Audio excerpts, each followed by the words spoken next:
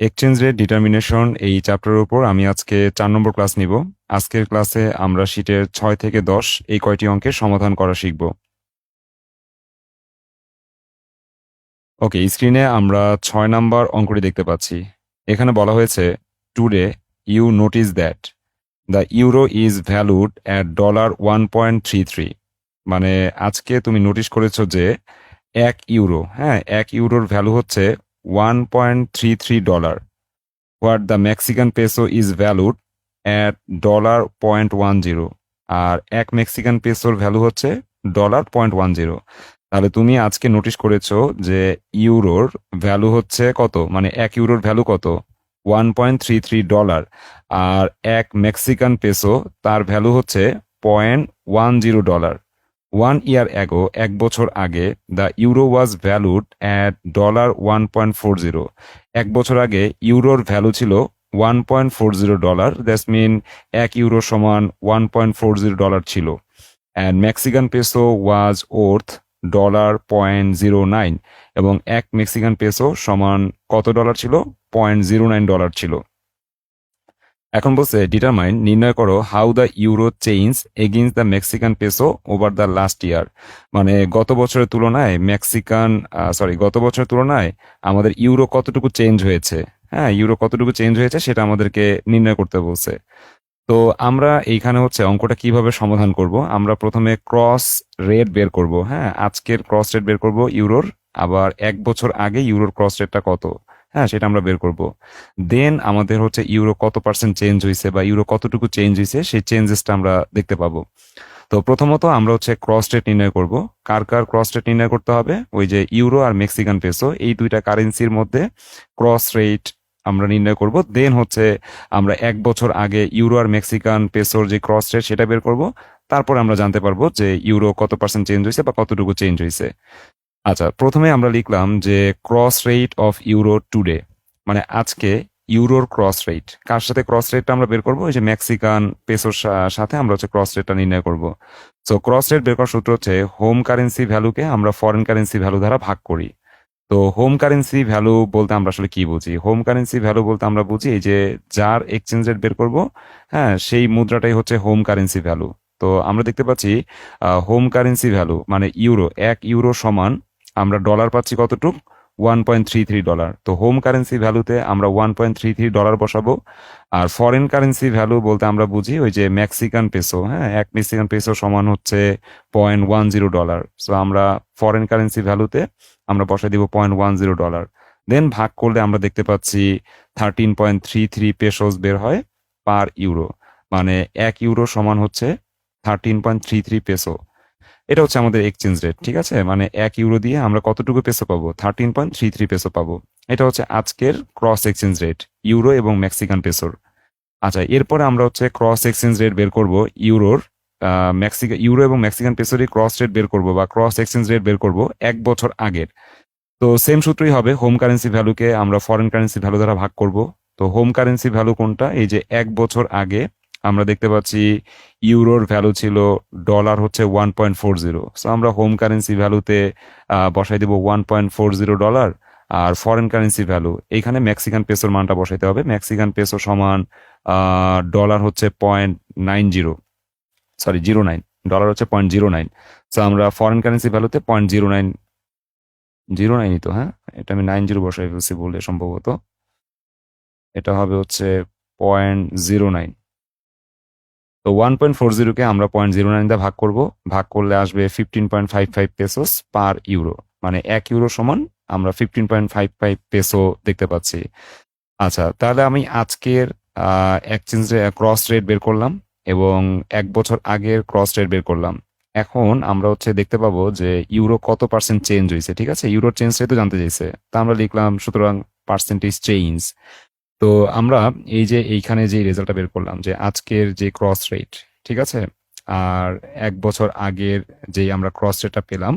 So প্রথমেই ডিফারেন্সটা বের করব এবং তাকে হচ্ছে 15.55 পেসো, মানে 1 বছর আগের যেই পেসোটা ছিল আর কি, 1 ইউরো সমান যে পেসোটা ছিল সেটা দ্বারা ভাগ করব। তো 13.33 থেকে আমরা বিয়োগ করলাম 15.55, মানে আজকের যেই ক্রস এক্সচেঞ্জ রেটটা বেরোইছে, সেখান থেকে আমরা হচ্ছে 1 বছর আগের যে ক্রস এক্সচেঞ্জ রেটটা ছিল এই রেটটা বিয়োগ করব, এবং বিয়োগ করে 1 বছর আগের যে ক্রস এক্সচেঞ্জ রেটটা ছিল 15.55 সেটা দিয়ে ভাগ করব। তা আমরা দেখতে পাচ্ছি একটা মাইনাস ফিগারে পার্সেন্টেজ শো করে -14.3%। এটা দিয়ে আসলে কি বোঝায় এটা লিখে দিতে হবে যে দাস, অতএব euro depreciated against the peso, মানে পেসোর বিপরীতে ইউরোটা অবমূল্যায়িত হচ্ছে by 14.3% over the last year. মানে গত বছর সাথে যদি আমরা তুলনা করি তাহলে ইউরো কি হয়েছে 14.3% ডেপ্রিসিয়েটেড হয়েছে বা অবমূল্যায়িত হয়েছে, ঠিক আছে, এগেইনস্ট দ্য পেসো, মানে পেসোর বিপক্ষে আমাদের ইউরোটা অবমূল্যায়িত হয়েছে। তো অনেকেই হচ্ছে পরে জয়েন করেছে, আমি সংক্ষেপে বিষয়টা আরেকবার একটু বলে দিই যে এটা দিয়ে আসলে আমাদের এই অঙ্কটার মধ্যে আমরা আসলে কি বের করছি বা কি দেওয়া ছিল। হ্যাঁ, এই বিষয়টা আমি সংক্ষেপে আরেকবার একটু বলে দিচ্ছি। আমাদের অঙ্কের মধ্যে বলছে যে টুডে, হ্যাঁ আমি কালার একটু চেঞ্জ করে নেই বা পয়েন্টটা নিয়ে নেই। আমাদের অঙ্কের মধ্যে বলছে টুডে, আজকে, ইউ নোটিস দ্যাট, তুমি নোটিস করেছো যে ইউরো ইজ ভ্যালুড অ্যাট $1.33, মানে ইউরোর ভ্যালু হচ্ছে $1.33। দ্যাটস মিন 1 ইউরো সমান $1.33। এটা হচ্ছে আজকের ইউরো আর ডলারের exchange rate. What the Mexican peso is valued at $0.10, আর মেক্সিকান পেসোর ভ্যালু হচ্ছে $0.10। দ্যাটস মিন 1 মেক্সিকান পেসো সমান হচ্ছে $0.10। তো আমরা দুইটা এক্সচেঞ্জ রেট দেখতে পেলাম, ইউরোর সাথে ডলারের এক্সচেঞ্জ রেট হচ্ছে 1.33, আর মেক্সিকান পেসোর সাথে ডলারের এক্সচেঞ্জ রেট হচ্ছে 1 মেক্সিকান পেসো সমান ডলার হচ্ছে 0.10। এটা হচ্ছে আজকের এক্সচেঞ্জ রেট। আর 1 বছর আগে the euro was valued at $1.40। 1 বছর আগে 1 ইউরো সমান $1.40 ছিল। 1 বছর আগে এক্সচেঞ্জ রেট কেমন ছিল? 1 ইউরো সমান $1.40। আর মেক্সিকান পেসো, 1 মেক্সিকান পেসো সমান ছিল ডলার হচ্ছে 0.09। এখন তোমাকে বলছে ডিটারমাইন, নির্ণয় করো how the euro change against the Mexican peso, Mexican পেসোর বিপক্ষে ডলার কতটুকু চেঞ্জ হয়েছে। তো আমরা একটা পার্সেন্টেজ বের করবো যে মেক্সিকান পেসোর বিপক্ষে ডলার কত পার্সেন্ট চেঞ্জ, মেক্সিকান পেসোর বিপক্ষে ইউরো কত পার্সেন্ট চেঞ্জ হয়েছে, আমরা সেই পার্সেন্টেজটা নির্ণয় করব। ঠিক আছে, এখানে বলে দিয়েছে determine how the euro change against the Mexican peso over the last year.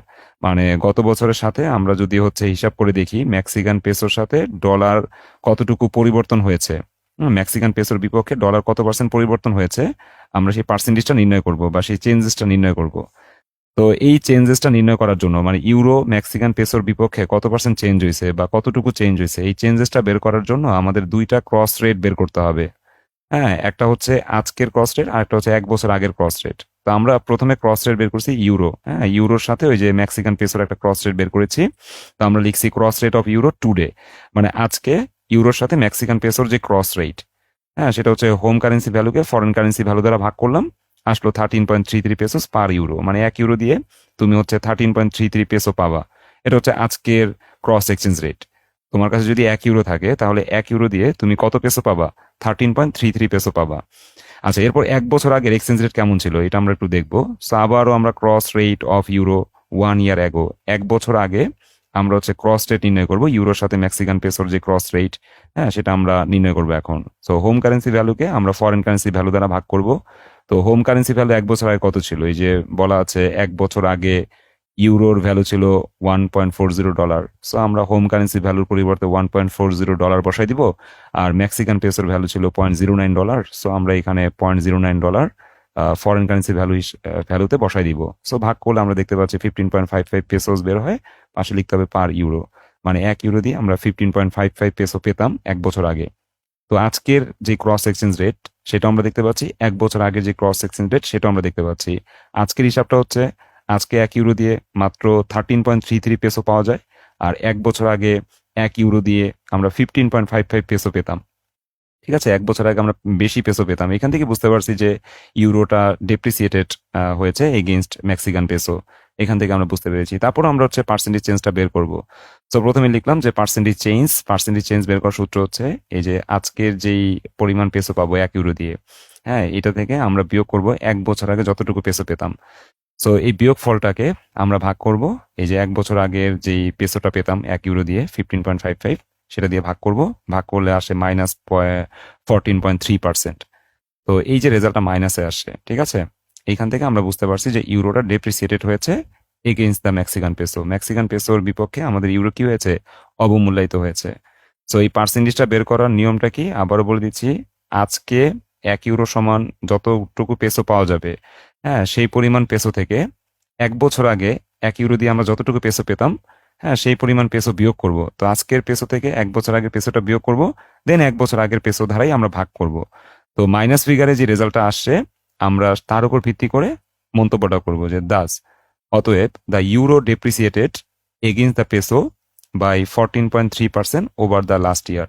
হ্যাঁ, গত বছরের হিসাবে আমাদের ইউরো হচ্ছে অবমূল্যায়িত হয়েছে মেক্সিকান পেসোর বিপক্ষে কত পার্সেন্ট? 14.3%।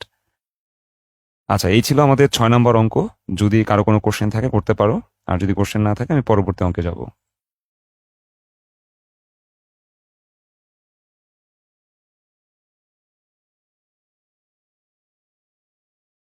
আচ্ছা, তোমরা একটু ওয়েট করো, আমি 1 মিনিটের মধ্যে আসছি। আচ্ছা, আমরা চলে যাচ্ছি পরবর্তী অঙ্কে, অর্থাৎ শীটের 7 নম্বর অঙ্কে।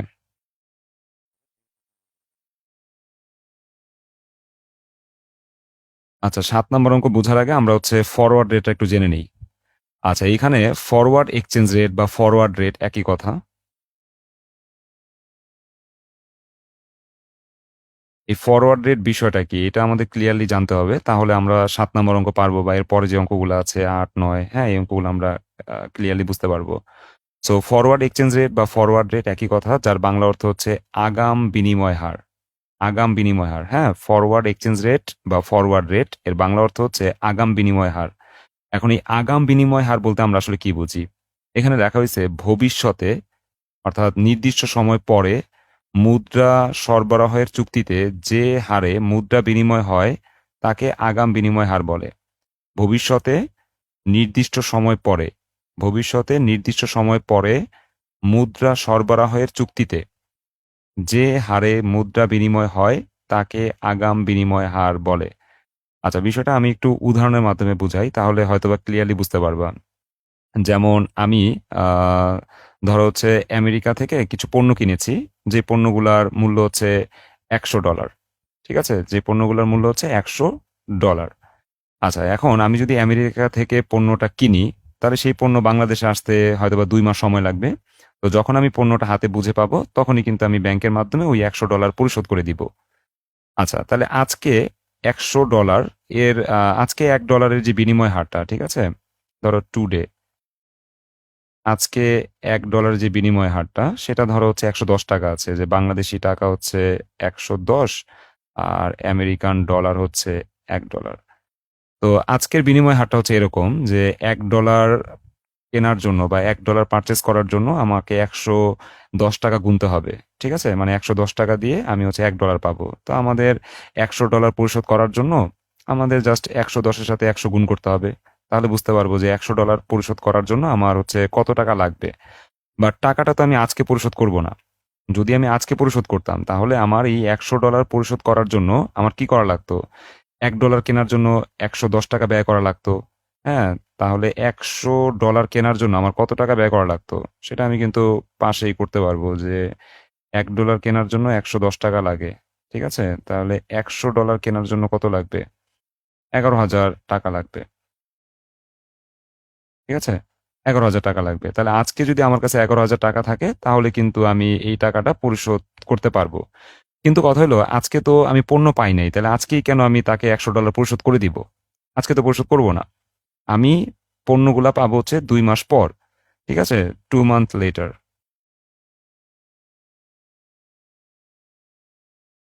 আমি 2 মাস পরে হচ্ছে পণ্য পাবো।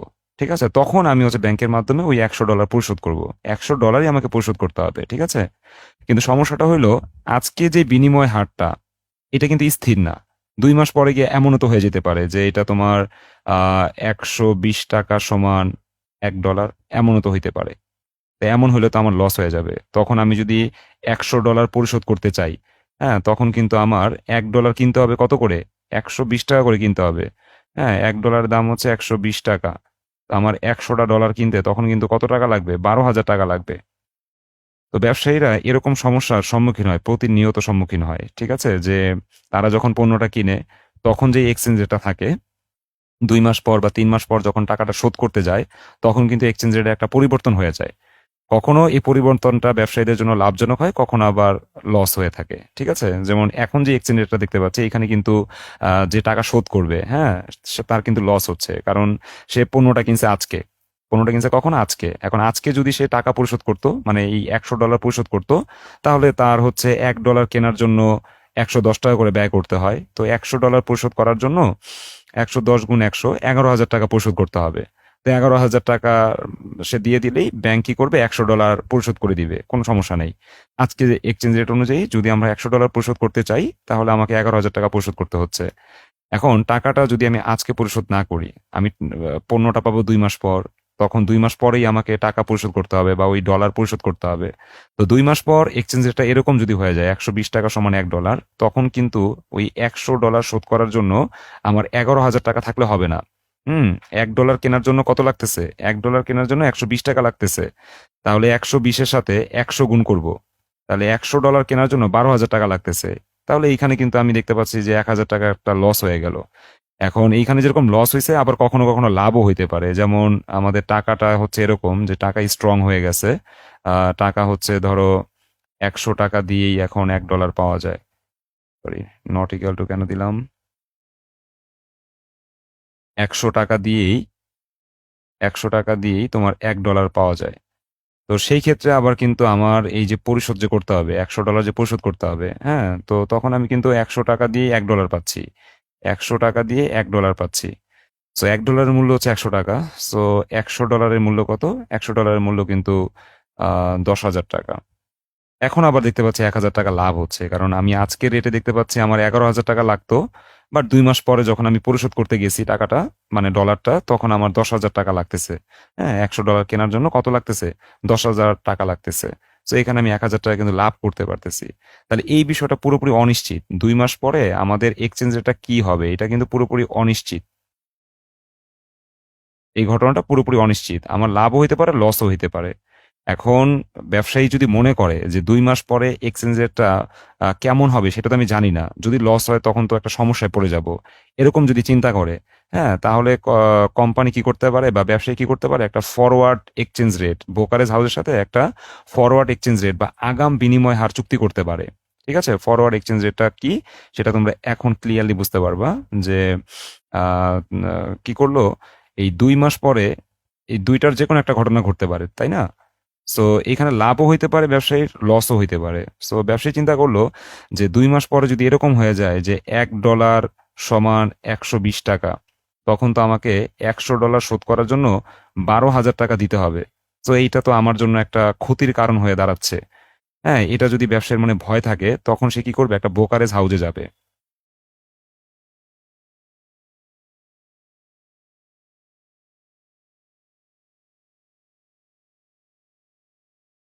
আচ্ছা, সো 2 মাস পরে যদি ব্যবসায়ী মনে করে যে রেটটা এরকম হইতে পারে যে $1 সমান 120 টাকা, হ্যাঁ, তখন কিন্তু ব্যবসায়ী একটা ক্ষতির মুখে পড়বে। দ্যাটস মিন তাকে 12,000 টাকা পরিশোধ করতে হবে $100 শোধ করার জন্য।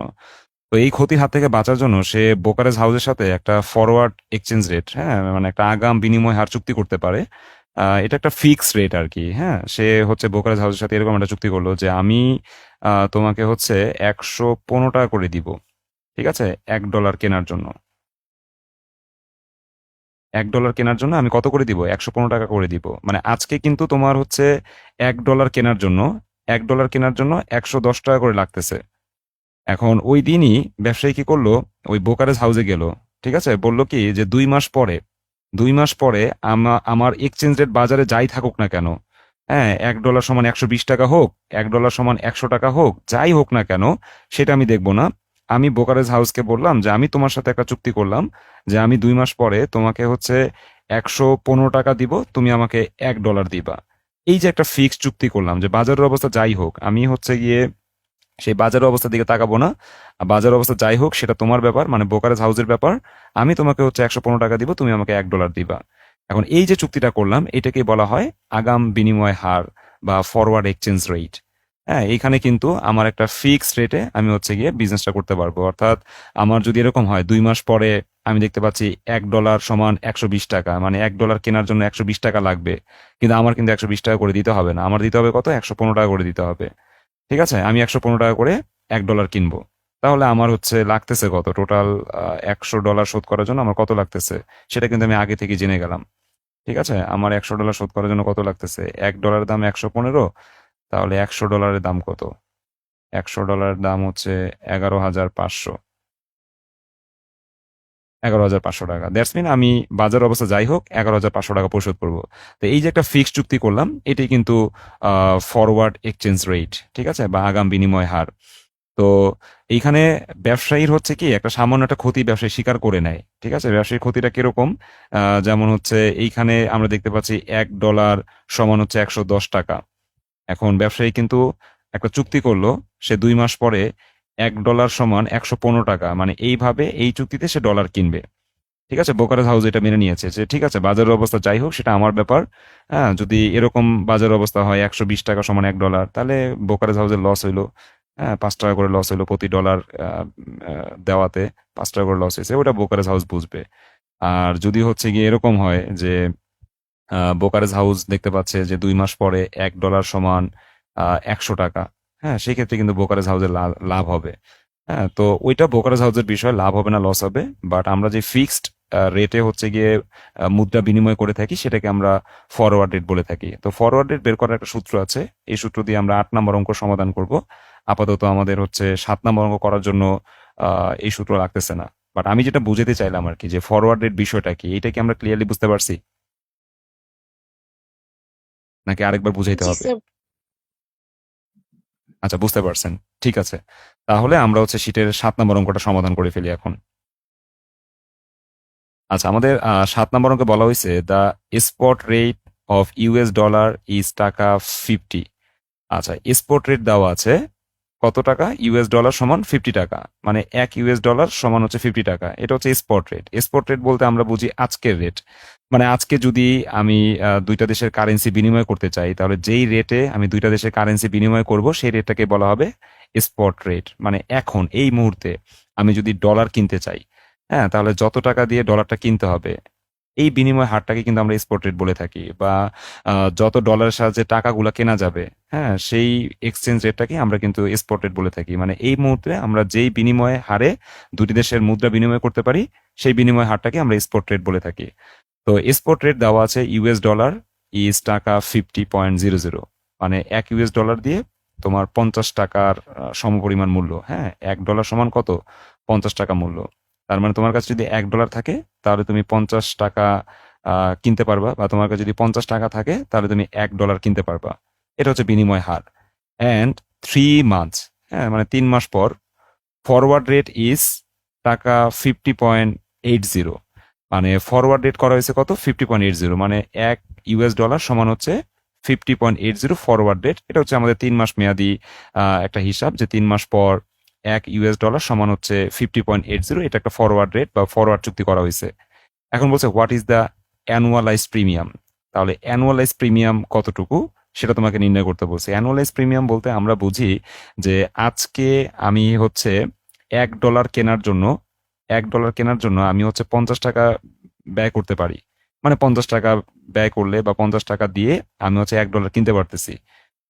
এখন 3 মাস পর কি হবে, হ্যাঁ, এক্সচেঞ্জ রেট তো স্থির না, আমরা সবাই জানি এক্সচেঞ্জ রেট হচ্ছে পরিবর্তনশীল। তো আজকের যে এক্সচেঞ্জ রেটটা সেটা হচ্ছে $1 সমান হচ্ছে কত, আজকের যে এক্সচেঞ্জ রেটটা, আজকের যে এক্সচেঞ্জ রেটটা সেখানে আমরা দেখতে পাচ্ছি যে $1, $1 সমান হচ্ছে 50 টাকা। এখন 3 মান্থ লেটার, 3 মাস পর তো আর এই এক্সচেঞ্জ রেটটা থাকবে না। ঠিক আছে, 3 মাস পরে তো আর এই এক্সচেঞ্জ রেটটা থাকবে না, সেটা তো চেঞ্জ হতে পারে। তো চেঞ্জ হলে তো আমার লাভ হইতে পারে, লস হইতে পারে। আমি যখন হচ্ছে গিয়ে কোনো বিদেশ থেকে যখন পণ্য কিনি, তখন টাকাটা 3 মাস পরে আমার শোধ করতে হবে। হ্যাঁ, মানে যত যত ডলারের পণ্য কিনছি, হ্যাঁ, সেই পরিমাণ ডলার আমার 3 মাস পরে পরিশোধ করতে হবে। এখন 3 মাস পরে আমি যখন ডলারগুলো পরিশোধ করতে চাইবো, তখন কিন্তু আমি এই স্পট রেটে, হ্যাঁ, ডলার ক্রয় বিক্রয় করতে পারবো না। তখন আমার স্পট রেটটা কেমন হবে সেটা তো আমি জানিই না। হ্যাঁ, 3 মাস পরে স্পট রেট কেমন হবে সেটা আমি জানি না। তো এই ভয়ে আমি একটা ফরওয়ার্ড চুক্তি করেছি। ফরওয়ার্ড চুক্তিটা হচ্ছে যে $1 সমান হচ্ছে কত, আমি দিব হচ্ছে 50.80 টাকা। তাহলে 3 মাস পরে আমি হচ্ছে 50.80 টাকা দিয়ে আমি হচ্ছে $1 কিনবো, এবং আমি যত ডলারের পণ্য কিনছি সেই ডলারগুলো আমি ওই লোককে পরিশোধ করে দিব। বাট আমার কিনতে হবে একটা ফিক্সড রেট, এটা হচ্ছে ফরওয়ার্ড রেট। হ্যাঁ, $1 সমান হচ্ছে 50.80। এখন এই যে আমি আজকের রেটের চেয়ে আমি একটু বেশি রেটে একটা ফরওয়ার্ড চুক্তি করলাম, সো এখানে আমার কত পার্সেন্ট টাকা বেশি যাচ্ছে, সেই পার্সেন্টেজটাকে আমরা বলি অ্যানুয়ালাইজ প্রিমিয়াম। আমরা দেখতে পাচ্ছি যে এখানে কিন্তু আমরা 0.80 পরিমাণ, প্রতি ডলারে 0.80 পরিমাণ টাকা বেশি দিচ্ছি। ঠিক আছে, 0.80 পরিমাণ টাকা বেশি দিচ্ছি। তো এই যে 50 টাকা থেকে আমি হচ্ছে 50.80 টাকায় $1 কিনতেছি, তো এখানে আমি টাকাকে একটু বেশি দিচ্ছি না? তো কত পার্সেন্ট বেশি দিচ্ছি, সেই পার্সেন্টেজটাকে বলা হয় অ্যানুয়ালাইজ প্রিমিয়াম। ঠিক আছে, সো অ্যানুয়ালাইজ প্রিমিয়ামটা আমাকে নির্ণয় করতে বলছে। সো আমরা গিভেন দিয়ে যে ইনফরমেশনগুলো প্রশ্নে দেওয়া আছে সেগুলো একটু লিখে নিব, দেন আমরা অ্যানুয়ালাইজ প্রিমিয়াম নির্ণয় করব। আচ্ছা, প্রথমেই আমাদের লিখতে হবে যে spot rate of US dollar, যাকে আমরা এস শূন্য দ্বারা প্রকাশ করব। ঠিক আছে, এস শূন্য দ্বারা প্রকাশ করব, spot rate of US dollar. তো spot rate of US dollar যাকে আমরা S0 দ্বারা প্রকাশ করব। তো S0 হচ্ছে কত? 50 টাকা। S0 হচ্ছে কত? 50 টাকা। মানে এই যে আজকের যে স্পট রেটটা, হ্যাঁ, আমরা যদি $1 কিনতে চাই তাহলে 50 টাকা ব্যয় করতে হবে। সো এই 50 টাকা, এটা হচ্ছে আমাদের আজকের স্পট রেট। ঠিক আছে, ইউএস ডলারের স্পট রেট কত? 50 টাকা। আচ্ছা, এরপরে আমরা দেখতে পাচ্ছি 3 মাস পর, মানে আমি যখন হচ্ছে গিয়ে ডলারগুলো পারচেস করব, তখন আমার একটা ফরওয়ার্ড রেটে পারচেস করতে হবে। সেই ফরওয়ার্ড রেটটা হচ্ছে $1 সমান সমান 50.80 টাকা। ঠিক আছে, সো এটা হচ্ছে আমাদের ফরওয়ার্ড রেট। তো আমরা লিখলাম forward rate of US dollar, যাকে আমরা F0 দ্বারা প্রকাশ করব। তো ফরওয়ার্ড রেট হচ্ছে তোমার 50.80, এই যে 50.80 লিখে দিলাম। আচ্ছা, ম্যাচুরিটি পিরিয়ড হচ্ছে কত? 3 মাস। সো আমরা লিখলাম ম্যাচুরিটি পিরিয়ড, এমপি হচ্ছে 3 মান্থ। এখন আমাদের লিখতে হবে অ্যানুয়ালাইজ প্রিমিয়াম, এটাকে পি দ্বারা প্রকাশ করা হয়। হ্যাঁ, পি সমান সমান হোয়াট। সো আমি লিখলাম অ্যানুয়ালাইজ প্রিমিয়াম পি সমান হোয়াট। উইনো দিয়ে আমরা পি বের করার সূত্র দেখতে পাচ্ছি, এটা খাতায় লিখে রাখবো আলাদাভাবে। পি বের করার সূত্র হচ্ছে F0 minus S0 divide by S0 into 12 divide by MP first bracket close into 100। এটা দেওয়া যাবে না। আচ্ছা, এখন F0 জায়গায় মান বসাই দিলাম। F0 পরিবর্তে আমরা মান বসাই দিলাম 50.80, তারপর মাইনাসের মাইনাস বসলো। S0 পরিবর্তে আমরা 50, হ্যাঁ, এই মান বসাই দিলাম, এবং ভাগ করতে হবে S0 দ্বারা, দ্যাটস মিন 50 দ্বারা ভাগ করতে হবে, ইন্টু 12 ডিভাইড বাই এমপি। এমপির পরিবর্তে আমরা যে 3 মাস 3 বসাই দিলাম, ব্র্যাকেট ক্লোজ করে 100 গুণ রাখলাম। আমাদের দেখতে পাচ্ছি 6.40% রেজাল্ট আসে। অর্থাৎ আমি আজকে যে বিনিময় হারটা দেখতে পাচ্ছি $1 সমান 50 টাকা, আর আমি যে ফরওয়ার্ড চুক্তিটা করছি $1 সমান 50.80 টাকা। তো আমি চুক্তিটা তো অবশ্যই একটু বেশিতেই করব, ঠিক আছে, নাহলে তো আমার সাথে কেউ চুক্তিটা করবে না। তো আমি আজকের থেকে ওই ফরওয়ার্ড রেটটা যতটুকু বেশি করেছি, মানে ফরওয়ার্ড রেটে আমার যত পার্সেন্ট টাকা আমি বেশি দিচ্ছি, সেই পার্সেন্টেজটা হচ্ছে অ্যানুয়ালাইজ প্রিমিয়াম 6.40%। ঠিক আছে, আজকের রেটটা কি ছিল? আজকের রেটটা ছিল তোমার $1 সমান হচ্ছে কত? 50 টাকা। আর আমি যে ফরওয়ার্ড রেটটা করেছি, মানে ফরওয়ার্ড চুক্তিটা করেছি, সেখানে $1 সমান আমি চুক্তি করেছি কত দিব? 50.80 টাকা। মানে আজকের আমি যদি টাকা পরিশোধ করতাম তাহলে 50 টাকা দিয়ে $1 কেনা যেত, বাট আমি তো টাকাটা 3 মাস পরে শোধ করব। তখন এক্সচেঞ্জ রেট কেমন হবে সেটা তো আমি জানি না। তখন তো আমার বিশাল আকারে লসও হইতে পারে বা লাভও হইতে পারে, ওইটা আমি জানি না। তো আমি একটা ফরওয়ার্ড চুক্তি করে ফেলছি। ঠিক আছে, ফরওয়ার্ড চুক্তি করে ফেলেছি যে আমি $1 সমান হচ্ছে তোমাকে 50.80 টাকা দিব, ব্রোকারেজ হাউসকে 50.80 টাকা দিব, বাজার অবস্থা যাই থাক। তা আমি এই যে চুক্তিটা একটু বেশিতে করলাম, হ্যাঁ, এখানে কিন্তু আমার একটু টাকা বেশি দিতে হচ্ছে। তো এই যে কত পার্সেন্ট টাকা বেশি দিতে হচ্ছে, সেটাই হচ্ছে অ্যানুয়ালাইজ প্রিমিয়াম বা পি। আশা করি সবাই 7 নম্বর অঙ্ক বুঝতে পেরেছো। চলে যাচ্ছি পরবর্তী অঙ্কে, অর্থাৎ 8 নম্বর অঙ্কে। আচ্ছা, 8 নম্বর অঙ্কটা এখন আমরা সমাধান করব। আমরা ফরওয়ার্ড এক্সচেঞ্জ রেট বা ফরওয়ার্ড রেট কাকে বলে এটা তো সবাই বুঝতেই পারছি। ফরওয়ার্ড রেটের সূত্রটা হচ্ছে এরকম, এফ দিয়ে বোঝায় ফরওয়ার্ড রেট। এই ফরওয়ার্ড রেট বের করার সূত্র হচ্ছে S0 ফার্স্ট ব্র্যাকেটের মধ্যে লিখতে হবে 1 প্লাস IH। এই IH দিয়ে বোঝায় home interest rate, divide by 1 plus IF। এই IF দিয়ে বোঝায় ফরেন ইন্টারেস্ট রেট। ঠিক আছে, এগুলো আমি গিভেনে লিখেছি, তোমরা এখান থেকেও দেখতে পাবা, কোনো সমস্যা নাই। S0 দিয়ে আমরা বুঝি কারেন্ট স্পট রেট, তারপরে IH দিয়ে আমরা বুঝি হোম ইন্টারেস্ট রেট, IF দিয়ে আমরা বুঝি ফরেন ইন্টারেস্ট রেট। তো এই ইনফরমেশনগুলো তোমাদের কাছে দেওয়াই থাকবে, যখন ফরওয়ার্ড রেট বের করতে বলবে তখন হচ্ছে এই ইনফরমেশনগুলো তোমাদের কাছে দেওয়াই থাকবে, যে কারেন্ট স্পট রেট কত, তারপরে হোম ইন্টারেস্ট রেট কত, ফরেন ইন্টারেস্ট রেট কত, এই ইনফরমেশনগুলো তোমাদের কাছে দেওয়াই থাকবে। তো আমরা 8 নম্বর অঙ্কটা দেখতে পাচ্ছি, এখানে বলা হয়েছে the 90-day interest rate is 1.25% in US and 2% in UK. মানে আমাদের অঙ্কটা হচ্ছে 90 দিন মেয়াদি। আর আরেকটা কথা বলে রাখি, যদি ফরওয়ার্ড রেট বের করতে বলে বা ফরওয়ার্ড এক্সচেঞ্জ রেট বের করতে বলে তাহলে এই মেয়াদের কোনো কাজ নাই। হ্যাঁ, অঙ্কটা হচ্ছে 90 দিন মেয়াদি, জাস্ট একটা ইনফরমেশন দিয়েছে, এটার কোনো কাজ নাই। ইন্টারেস্ট রেট হচ্ছে 1.25% ইন ইউএস, মানে ইউনাইটেড স্টেটে আমাদের ইন্টারেস্ট রেট হচ্ছে 1.25%। আর ইউকেতে, ঠিক আছে, ইউকেতে আমাদের ইন্টারেস্ট রেট হচ্ছে 2%।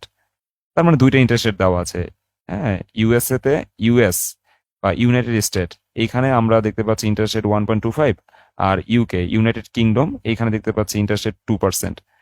এখন বলছে current spot exchange rate is 1.50, মানে আমাদের বর্তমান স্পট রেট হচ্ছে 1.50, অবলিক দিয়ে ওই যে পার পাউন্ড লিখে রাখছে আর কি।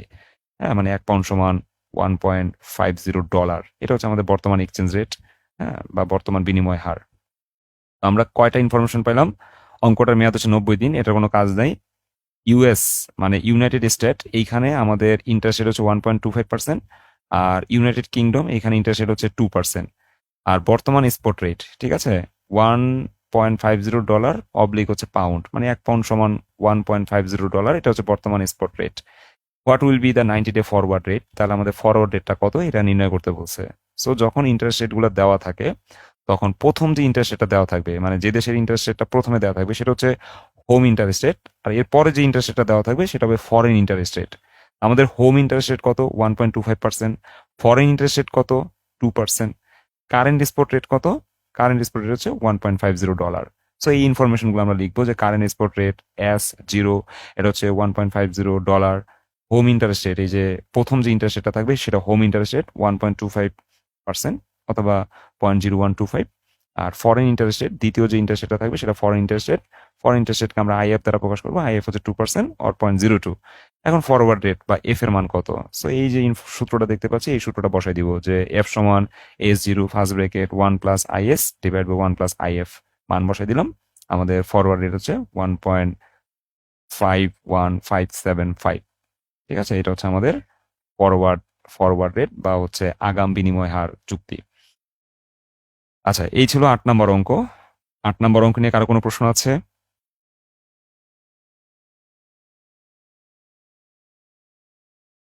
আচ্ছা, যদি কোশ্চেন না থাকে আমি চলে যাচ্ছি পরবর্তী অঙ্কে, আমাদের টাইমও প্রায় শেষের দিকে, 3 মিনিট আছে। এই 9 নম্বর অঙ্কটা তোমাদের হোমওয়ার্ক থাকবে, ঠিক আছে? 9 নম্বর অঙ্কটা তোমাদের হোমওয়ার্ক থাকবে, এইটা আমি বুঝাই দিই যে কিভাবে হোমওয়ার্কটা করতে হবে। আচ্ছা, এখানে বলছে 6 মান্থ। 6 মান্থ বলতে আমরা বুঝতেছি যে এটা হচ্ছে সময় আর কি। হ্যাঁ, এই অঙ্কের মেয়াদ হচ্ছে 6 মাস। T bills have a nominal rate of 4%। আচ্ছা, টি বিল বলতে আমরা ট্রেজারি বিল বলে থাকি। তো ট্রেজারি বিলের নমিনাল রেট বা স্বাভাবিক সুদের হার হচ্ছে কয় পার্সেন্ট? 4%। স্বাভাবিক সুদের হার কয় পার্সেন্ট? 4%। তো প্রথম যে ইন্টারেস্ট রেটটা দেওয়া থাকবে সেটাকে আমরা হচ্ছে হোম ইন্টারেস্ট রেট বলবো। ওয়াইল যেখানে ডিফল্ট ফ্রি জাপানিজ বন্ড, এই ডিফল্ট ফ্রি মানে হচ্ছে রিস্ক ফ্রি, ঠিক আছে? ডিফল্ট ফ্রি মানে হচ্ছে কি? Risk free. সো জাপানিজ বন্ডের জাপানিজ বন্ড হচ্ছে risk free, matured in 6 month, 6 মাস হচ্ছে এটার মেয়াদ, এবং নমিনাল রেট হচ্ছে 2.5%। সো এই যে পরের যে সুদের হারটা দেওয়া থাকবে সেটা হচ্ছে আমাদের ফরেন ইন্টারেস্ট রেট বা আইএফ। এখন বলছে in the spot exchange market 1 yen equal to $0.013। আচ্ছা, এটা হচ্ছে আমাদের হচ্ছে স্পট রেট আর কি, ঠিক আছে? এটা হচ্ছে কি স্পট রেট। 1 ইয়েন সমান কত ডলার? $0.013। আচ্ছা, তো কারেন্ট স্পট রেট বা S0 মান হবে $0.013। If interest rate parity hold, what is 6 month forward exchange rate? তাহলে ফরওয়ার্ড এক্সচেঞ্জ রেট কত সেটা তোমাকে নির্ণয় করতে বলছে। তা আমাদের কিন্তু ওই 6 মাসের কোনো কাজ নাই, ঠিক আছে? আমরা জাস্ট হচ্ছে বের করব কি যে আমাদের অঙ্কের মধ্যে প্রথম যেই সুদের হারটা দেওয়া আছে, হ্যাঁ, টি বিলের যে সুদের হারটা দেওয়া আছে সেটাকে আমরা বলবো হচ্ছে হোম ইন্টারেস্ট রেট। তারপরে জাপানিজ বন্ডের যে সুদের হারটা দেওয়া আছে 2.5%, এটাকে বলবো ফরেন ইন্টারেস্ট রেট। আর আমাদের যে স্পট রেট দেওয়া আছে, হ্যাঁ, 1 ইয়েন ইকুয়াল টু ডলার হচ্ছে 0.013। তো 1 ইয়েন সমান যত ডলার দেওয়া আছে এটা হচ্ছে আমাদের বর্তমান স্পট রেট, তো এই যে $0.013 এটাকে আমরা হচ্ছে S0 দ্বারা প্রকাশ করব। এখন আমাকে বলছে যে what is 6 month forward exchange rate, মানে আমাদের ফরওয়ার্ড এক্সচেঞ্জ রেটটা কত, এফ এর মানটা কত। তা আমরা এফটা বের করে ফেলবো, S0 তারপরে ইনটু দিব 1 প্লাস IH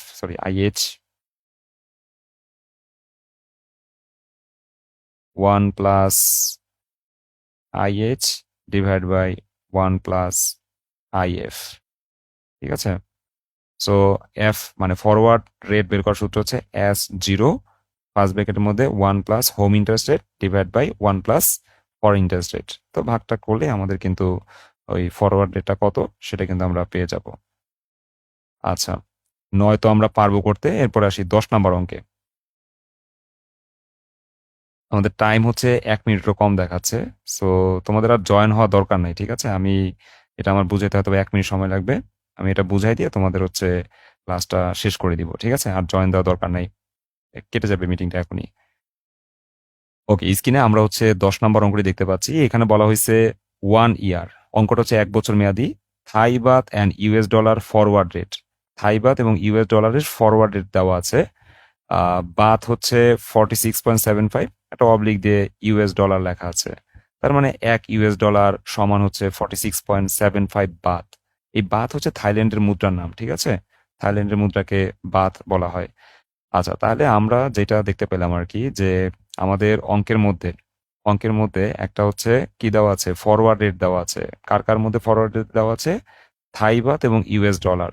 থাই বাত এবং ইউএস ডলারের মধ্যে একটা ফরওয়ার্ড রেট দেওয়া আছে যে 46.75 বাত অবলিক ইউএস ডলার, মানে $1 সমান সমান 46.75 Baat. The expected inflation rate in Thailand is 9%। আচ্ছা, থাইল্যান্ডে ইনফ্লেশন রেট, মুদ্রাস্ফীতির হার হচ্ছে 9%। আর বলছে in the US it is 4%, এবং ইউএসএ আমাদের মুদ্রাস্ফীতির হার হচ্ছে 4%।